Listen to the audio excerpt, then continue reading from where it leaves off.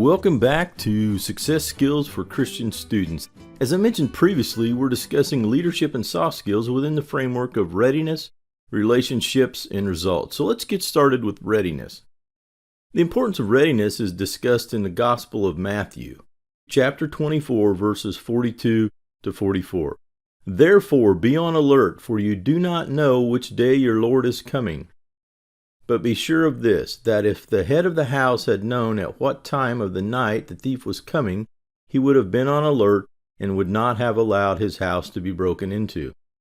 For this reason you also must be ready, for the Son of Man is coming at an hour when you do not think he will. So the context of this passage is that Christians should be ready for the second coming of Jesus Christ.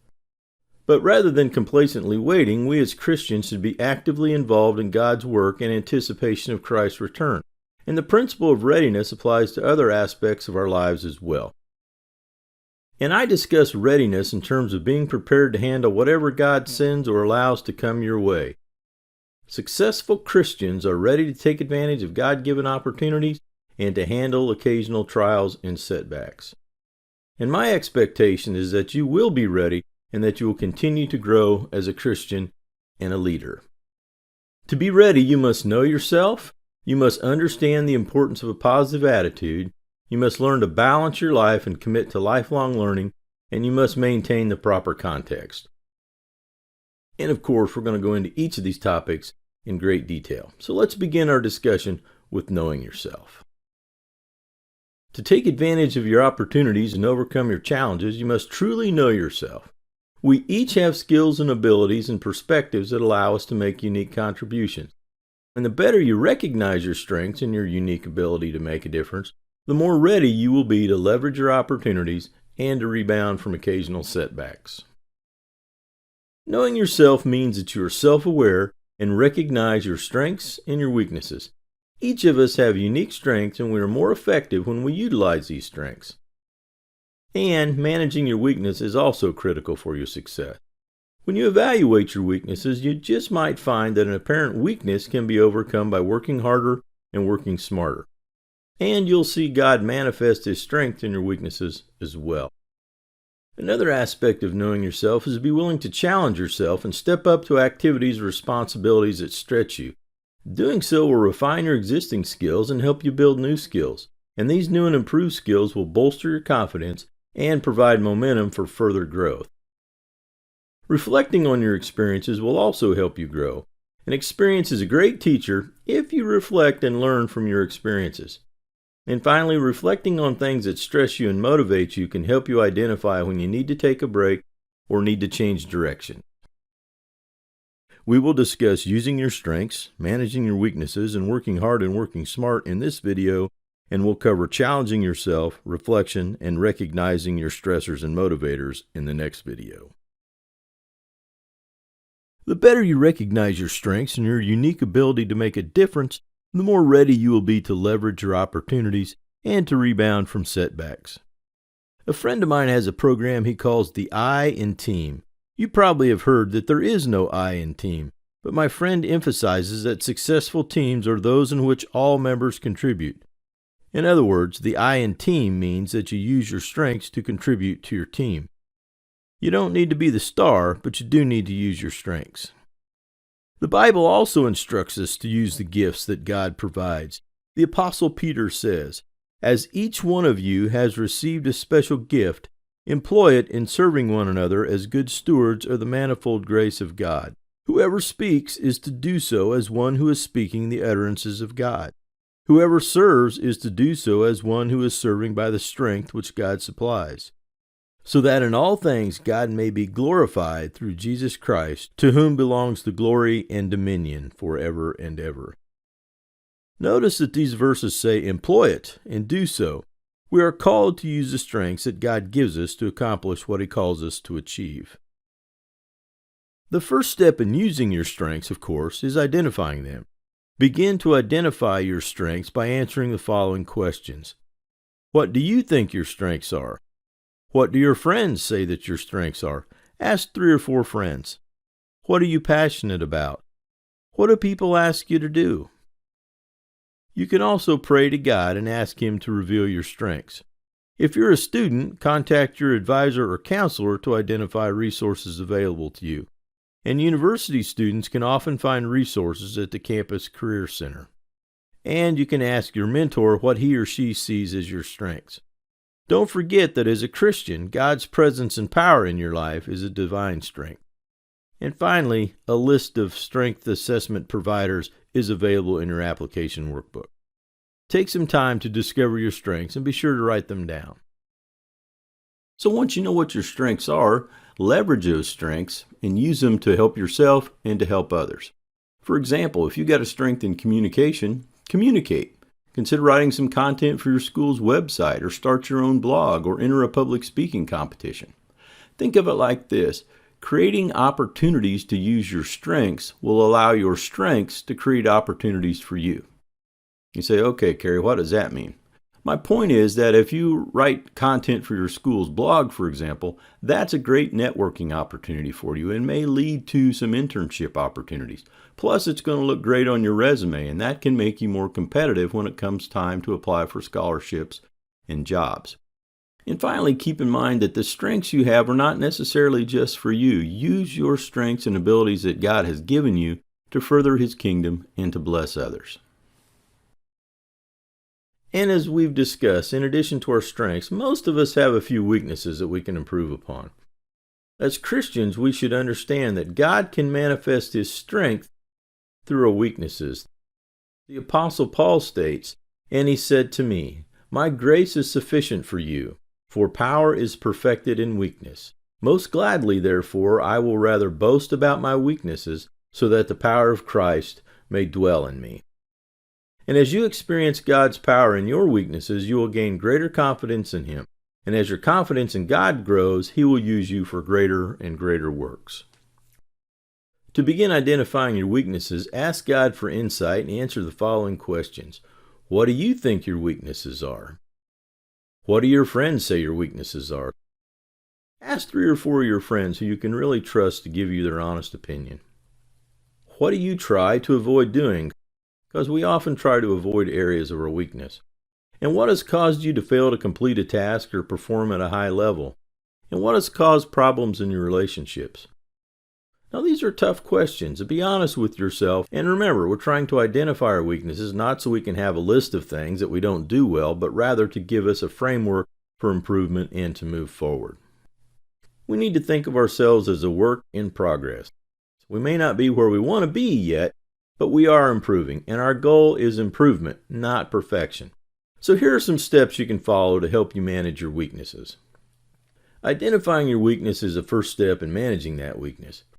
For example, if you often fail to complete assignments, if you routinely miss deadlines, or you frequently rush through your tasks and fail to produce quality work, then you likely have a weakness in time management. And the second step is to believe that you can improve.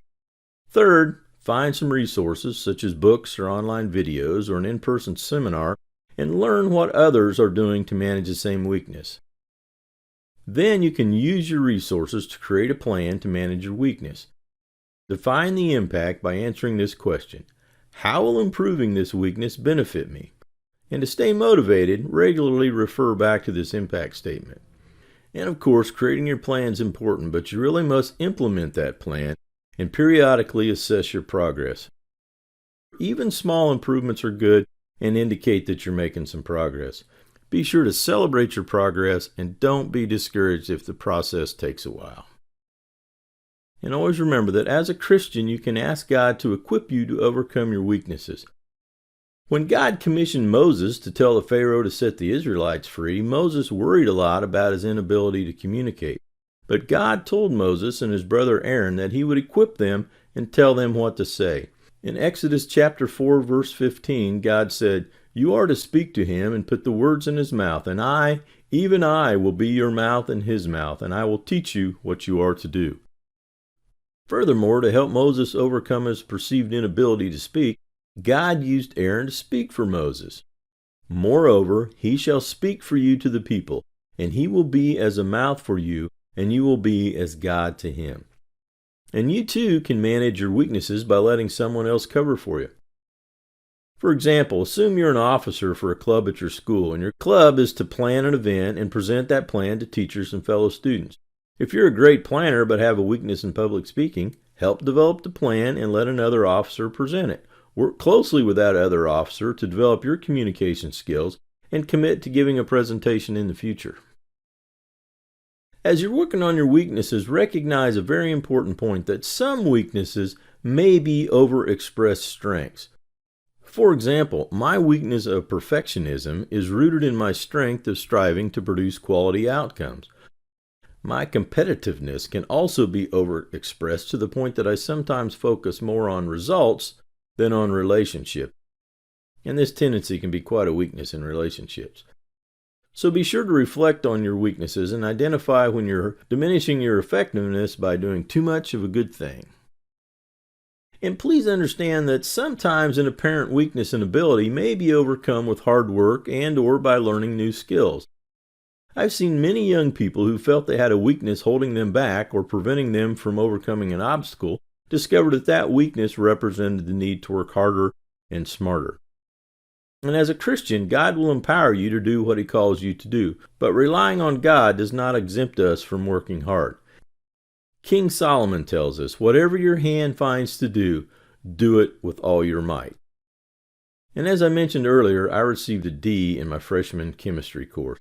And that chemistry class example provides several important lessons. The main lesson is that I had to work harder and smarter and develop new skills as I moved to a higher level. Please recall that one of your learning outcomes is to develop an expectation of what it takes to achieve success. This example shows that you should expect to have to work harder and smarter and develop new skills each time you advance in your education and career. Don't underestimate the need to work smarter as well as harder. You must learn new skills to conquer new challenges. And I learned another important lesson through this experience. God can use a failure to catalyze future success.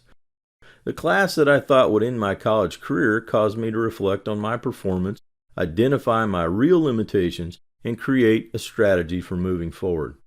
And I didn't know whether I'd ever understand college chemistry, and I easily could have given up. But rather than giving up, I tried again, and I succeeded. So looking back, I can see that the trouble I had with chemistry ultimately helped me. But I certainly didn't know that at the time. Had I not tried again, I would have never known what I could achieve. And I encourage you to never give up, at least not until you have worked harder and smarter.